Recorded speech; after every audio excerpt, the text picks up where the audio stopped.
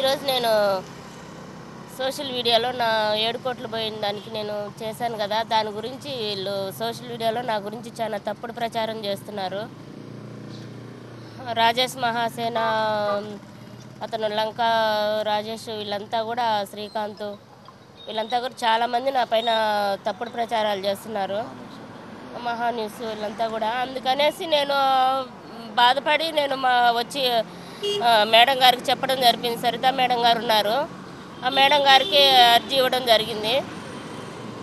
నన్ను అన్ని ప్రూఫ్లు ఉన్నా కూడా నేను ఏ విధంగా 7 కోట్లు అతనికి ఇచ్చాను, మేము ఏ విధంగా నష్టపోయినాము అన్ని ప్రూఫ్లు ఉన్నా కూడా మమ్మల్ని కిడ్నాప్ చేసిన ప్రూఫ్లు, మా దగ్గర డబ్బులు తీసుకున్న ప్రూఫ్లు అన్నీ ఉన్నా కూడా నన్ను తప్పుగా ప్రచారం చేస్తూ ఉదయం అంతా ఇక్కడల్లా నా బాధ చెప్పుకొని నైట్ ఇంటికి పోయి ఏం జరుగుతుంది, నాలాగా ఇంకొక స్త్రీ ఏమన్నా లేదా ఇంకొక అన్నయ్య ఏమన్నా నాలాగా అన్యాయం అయిపోయారని సోషల్ మీడియా ఓపెన్ చేస్తే నా గురించి చాలా బ్యాడ్గా నన్ను ఎంతగా అంటే అసలు ఇది బతకూడదు అన్నట్టుగా నన్ను మాట్లాడుతున్నారు. దయచేసి మీకు చేతనైతే అన్న చెప్తున్నానన్న, రాజేష్ అన్న గారు కానీ, ఇంకొక రాజేష్ అన్న గారు కానీ, శ్రీకాంత్ అన్న కానీ, మీకు నిజ నిజాలు పక్కా నా దగ్గర ఉన్న నిజ నిజాలు అన్నీ మీకు తెలుసు కాబట్టి అవన్నీ పరిశీలించి మీకు చేతనైతే, మీకు అంత టాలెంట్ ఉంటే నేను చేసిన అబద్ధమని నిరూపిస్తే నిరూపించండి, లేదా నా కోసం ఏదన్నా సాయం చేస్తే చేయండి. చేత కాకపోతే నోర్లు మూసుకొని కూర్చోండి. నేను కష్టపడ్డాను, నేను బాధపడుతున్నాను, నేను తెలుగుదేశానికి ఎంత సేవ చేశానో మా కోడూరు నియోజకవర్గానికి పోయి తెలుసుకోండి. మీకు అంత టాలెంట్ ఉంటే తెలుసుకోండి, మా కోడూరు నియోజకవర్గానికి పోయి తెలుసుకొని మాట్లాడండి. నన్ను ఏమీ తెలియకుండా అతను ఎవరో వేసే డబ్బులకు తిని ఎందుకంటే మీరు ఇట్లా చేస్తారు నన్ను? కనీసం మృగాల కన్నా ఉండదు, వాటి జాతుల పీదన్నా వాళ్ళకి ప్రేమలు అభిమానం ఉండదు. మీకున్నాయా? కనీసం మీ జాతికి మీరు న్యాయం చేస్తున్నారా?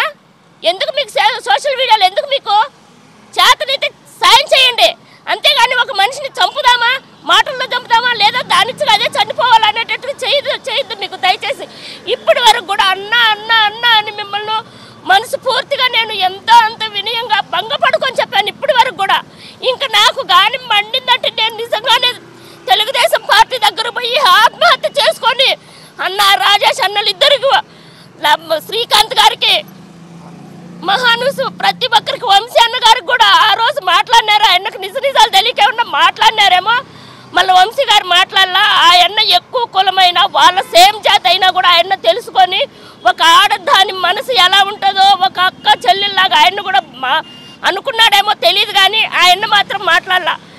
అన్ని నిజ నిజాలు మీకు తెలిసి కూడా నన్ను ఎందుకు ఈ విధంగా షో పెడుతున్నారు, ఎందుకు నన్ను ముళ్ళలా గుచ్చుతున్నారు?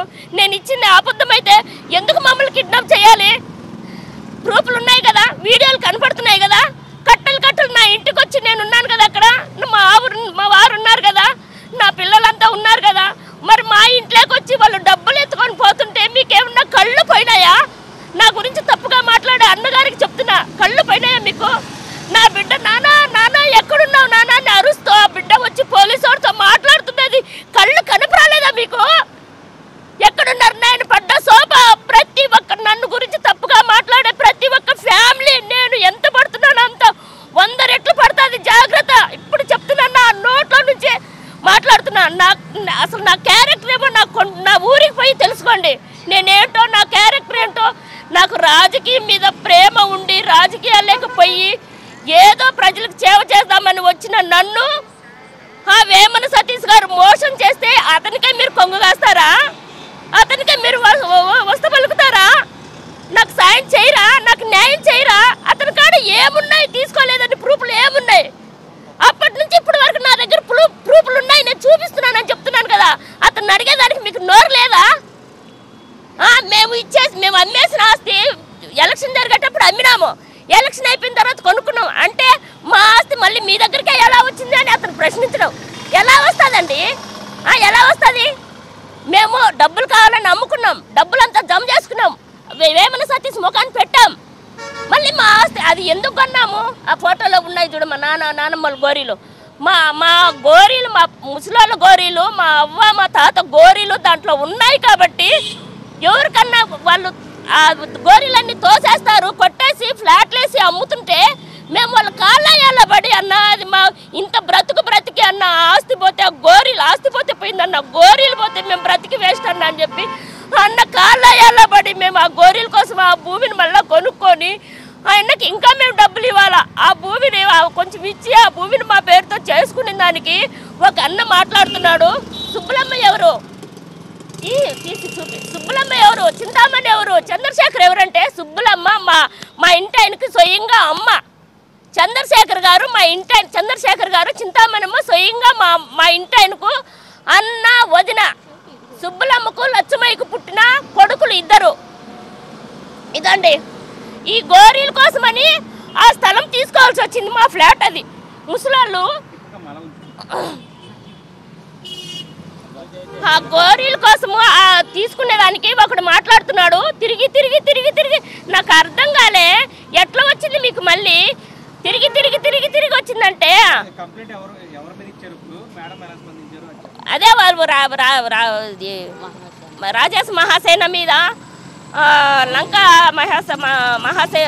లంకా రాజేష్ మీద శ్రీకాంత్ మీద శశి మీద మిస్టర్ రాము వీళ్ళందరి కాడ నా గురించి తప్పుగా కిషోరు వీళ్ళందరి ముందర కూడా సంతోష సంతబాబు వీళ్ళందరి మీద కూడా నేను రిపోర్ట్ ఇవ్వడం జరిగింది. మేడం గారికి మొత్తం అంతా క్లారిటీగా చెప్పాను.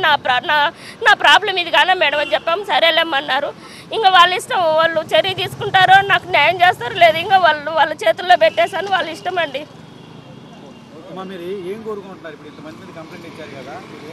న్యాయం కోరుకుంటున్నానన్నా. నా మీద తప్పుడు ప్రచారం చేయొద్దు.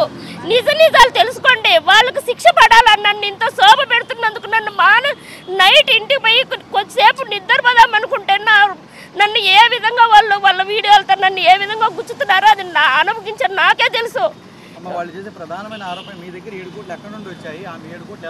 చెప్తున్నాను కదన్నా, ఆస్తులు అమ్ముకున్నాము, అప్పులు చేసాము, సీటీలు కట్టుకున్నాము, మొత్తం రైతుల దగ్గర అప్పులు చేసాము అన్ని చెప్తున్నాను కదన్నా. అమ్మి ఇచ్చినానని నా దగ్గర పక్కా ప్రూఫ్స్ ఉన్నాయి కదన్నా. చెప్తున్నాను కదా, మీడియాకు అన్నీ ఇచ్చాం కదా ప్రూఫ్స్.